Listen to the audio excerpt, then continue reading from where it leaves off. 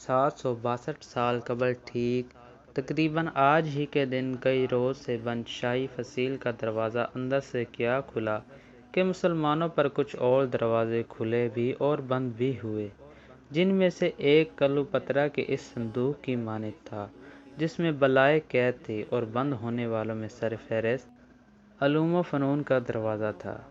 سندل سے بنا یہ شاہی محل کا وہی دیو ہیکل دروازہ تھا جسے جب آگ لگائی گئی تو اس کی مہک نے لاشوں سے اٹھنے والے تعفن کو وقتی طور پر خوشبو میں بدل دیا۔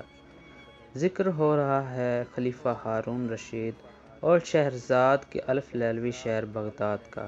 سال ہے 1258۔ عباسی خلافت قائم ہے اور اس کے آخری خلیفہ معتصم کا دور ہے۔ یہ ہر لحاظ سے ایک شاندار شہر ہے۔ انجینئرنگ سے لے کر علم و فضل، سائنس و زراعت اور خوشحالی تک سب کچھ موجود ہے۔ سب کچھ ٹھیک چل رہا ہے، لیکن ہزاروں میل دور اسے تاراج کرنے کی منصوبہ بندی ہو رہی ہے۔ بغداد کی بنیاد معتصم باللہ کے بزرگ ابو جعفر بن المنصور نے سال 762 میں رکھی تھی، جو چند ہی عشروں میں دنیا کے عظیم ترین شہروں میں شمار کیا جانے لگا۔ دنیا بھر سے فلسفی، علماء، سائنسدان اور ادباء یہاں پہنچنے لگے۔ علم کیمیا کے بانی جابر بن حیان، بابائے الجبر الخوارزمی، مشہور فلسفی الرازی الکندی، مشہور مفکر الغزالی سمیت کئی اہم علمی شخصیات یہیں رہائش پذیر رہیں۔ اس دور کے ایک شاعر نے اس کا نقشہ ان الفاظ میں کھینچا تھا: دجلہ کا کنارہ حسینوں سے پر تھا اور شہر کا چوک مورخوں سے دمکتا تھا۔ ہر طرف شادابی تھی، تاہم دوسری طرف کچھ منفی چیزیں بھی تھیں۔ دولت کی فراوانی نے تن آسانی کو جنم دیا تھا، فرقہ واریت عروج پر تھی، کوے کے حلال اور حرام ہونے پر مباحث ہوتے تھے۔ معتصم کا پورا نام ابو احمد المعتصم باللہ عبداللہ بن منصور المنتصر تھا۔ میرے دوستو، ہمارے اس نئے چینل اردو نالج کو سبسکرائب کریں اور بیل آئیکن کو پریس کریں تاکہ ہماری نئی آنے والی ویڈیو آپ تک بآسانی پہنچ سکے۔ شکریہ۔ معتصم کا پورا نام ابو احمد المعتصم باللہ عبداللہ بن منصور المستنصر تھا۔ وہ 37ویں اور آخری عباسی خلیفہ تھے۔ سن 1213 میں پیدا ہوئے اور 1244 میں خلیفہ بنے۔ ابن القمی ان کا وزیر خاص تھا، تاہم خلیفہ کے بیٹے کے ساتھ رنجش کی وجہ سے وہ اندر سے اس خلافت کے خلاف تھا۔ جب اسے چین اور روس کے وسطی علاقے منگولیا سے اٹھنے والے اس نوجوان کے بارے میں معلوم ہوا جو آئے روز ملکوں پر ملک فتح کیے جا رہا تھا، اس نوجوان کا نام تھا ہلاکو خان۔ اسے پیغام بھجوا دیا گیا کہ اگر وہ بغداد پر حملہ کرے تو مدد کی جائے گی اور قبضہ کرنے میں زیادہ دقت نہیں ہوگی۔ ہلاکو خان منگول حکمران چنگیز خان کا پوتا تھا۔ وہ بھی اپنے دادا اور باپ کی طرح ساری زندگی قتل و غارت میں جاتا رہا۔ 1256 میں اس کو اس وقت ایران کا حکمران بنا کر بھیجا گیا جب وہاں ایک باغی گروہ سر اٹھا چکا تھا، تاہم ہلاکو خان نے اس کو کچل دیا اور اس کے بعد بھی کئی ممالک پر حملہ آور ہوتا رہا۔ جب اسے غدار وزیر ابن القمی کا پیغام ملا تو اسے بغداد میں دلچسپی پیدا ہوئی اور وہ 2 لاکھ فوج کے ساتھ نکل پڑا جو منجنیقوں اور بارودی مواد سے لیس تھی۔ ابن القمی کو علم ہوا تو اس نے خلیفہ سے کہا کہ ہماری اتنی بڑی فوج ایسے ہی بیکار بیٹھی تنخواہیں لے رہی ہے، ان کو دوسرے علاقوں میں سرداروں کے پاس بھیج کر کسی پیداواری کام پر لگائیں، جس پر زیادہ تر فوج دوسرے علاقوں میں بھیج دی گئی۔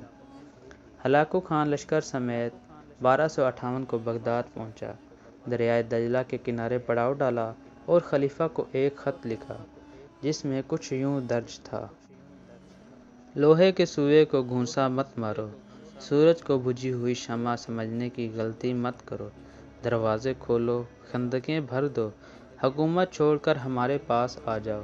اگر ہم نے حملہ کیا تو پاتال میں پناہ ملے گی نہ آسمانوں میں۔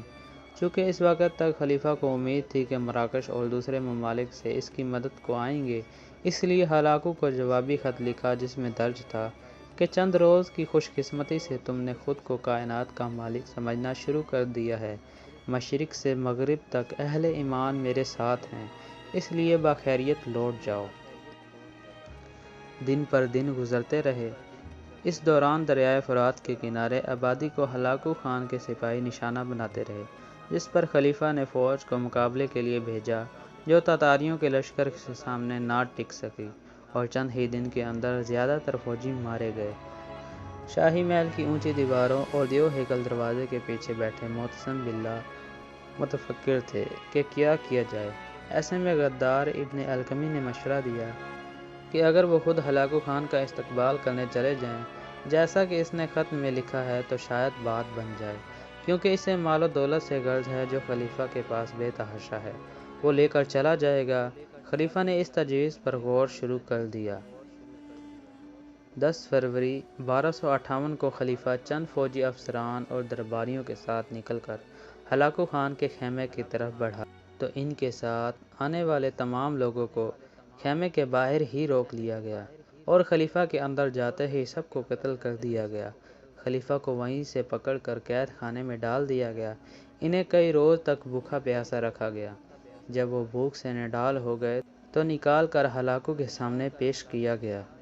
ہلاکو خان نے خلیفہ کو کھانا پیش کرنے کا حکم دیا۔ کئی روز سے بھوکے عباسی خلیفہ نے پیش کیے جانے والے خوان کا ڈھکن اٹھایا تو اس میں ہیرے جواہرات تھے۔ ہلاکو نے کہا، اس سے کھاؤ، شاید یہ تمہارے لیے بہت عمدہ ہے۔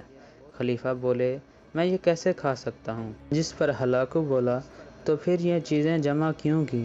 اگر تم اس دولت سے جنگ کا سامان خریدتے، سپاہی بھرتی کرتے تو شاید آج میں دریا عبور نہ کر پاتا۔ جس پر عباسی خلیفہ نے سرد آہ بھرتے ہوئے کہا کہ شاید خدا کی یہی مرضی تھی۔ ہلاکو خان نے جواب دیا، اب میں جو تمہارے ساتھ کرنے جا رہا ہوں وہ بھی خدا کی مرضی ہی ہے۔ منگولوں کی روایات کے مطابق کسی بادشاہ کا زمین پر خون بہانا بدشگونی سمجھا جاتا ہے، اس لیے اس نے سپاہیوں کو حکم دیا کہ اسے اس طرح سے مارو کہ خون زمین پر نہ گرے۔ خلیفہ کو قلین میں لپیٹ کر پہلے فوجیوں نے لاتوں اور گھونسوں کا نشانہ بنایا اور پھر اس پر اس وقت تک گھوڑے دوڑائے جب تک موت واقع نہ ہو گئی۔ ہلاکو کی فوجوں نے بغداد میں اس حد تک قتل و غارت کی کہ دریائے دجلہ کا پانی کئی روز تک سرخ رہا، کتب خانوں کو جلا دیا گیا۔ گلیوں میں پڑی لاشوں کے ڈھیر سے اٹھنے والے تعفن کی وجہ سے ہلاکو کو رہائشی خیمہ شہر سے باہر لے جانا پڑا۔ ایک اندازے کے مطابق 5 سے 10 لاکھ افراد کو قتل کیا گیا۔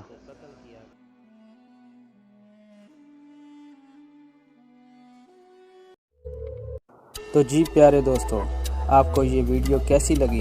کمنٹ سیکشن میں اپنی رائے کا اظہار ضرور کریں۔ اس ویڈیو کو لائک کریں، شیئر کریں اور اس چینل کو سبسکرائب بھی کریں۔ اب ملتے ہیں ہم اپنی اگلی ویڈیو میں، تب تک کے لیے اللہ حافظ۔